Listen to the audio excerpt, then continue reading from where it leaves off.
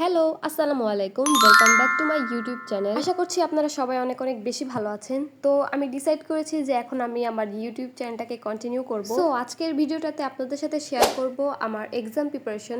As আমার এখন exam চলছে, সো আমি চাই একটা গুড রেজাল্ট, আর কিভাবে পড়লে গুড রেজাল্ট করা যায় সেটার একটা প্রপার গাইডলাইন থাকবে এই ভিডিওতে। আর আমার এক্সামগুলো কেমন হচ্ছে সেটাও আমি আপনাদেরকে জানাবো। So let's get started. নতুন একটা দিন আর নতুন একটা চ্যালেঞ্জ।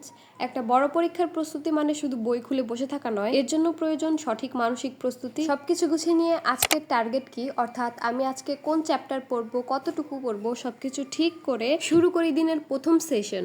আর প্রথম 1 ঘন্টা আমি কেবল মনোযোগ দিয়ে কনসেপ্ট বোঝার চেষ্টা করি। And this is very important, cause তুমি যদি কনসেপ্টই না বুঝো তুমি কোনো কিছুই বুঝবে না। এরপর আরেকটা জিনিস মোস্ট ইম্পর্টেন্ট, সেটা হচ্ছে নিজ হাতে নোটস বানানো।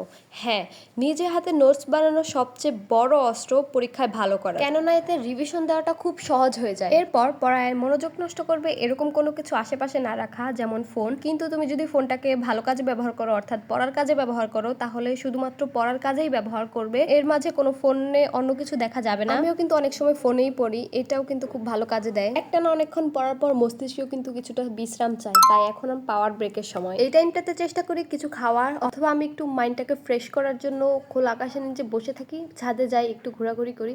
তবে এই ব্রেকটা কিন্তু খুব একটা লম্বা হবে না, 10-15 মিনিটের বেশি একদমই না। আজকের স্ন্যাক্সে ছিল চা আর একটা হট পেটি। ব্রেক টাইম শেষ করে আমি আবার কনসেন্ট্রেশনের সাথে পড়া শুরু করি। ভালো রেজাল্ট করতে হলে সারাদিন পড়তে হবে এমন কোনো কথা নাই, কিন্তু যতক্ষণ পড়বে ততক্ষণ মনোযোগ সহকারে পড়তে হবে। This is it for today. I hope তোমাদের একটু হলে উপকার আসবে। Thank you so much. Do subscribe my channel and thanks for watching.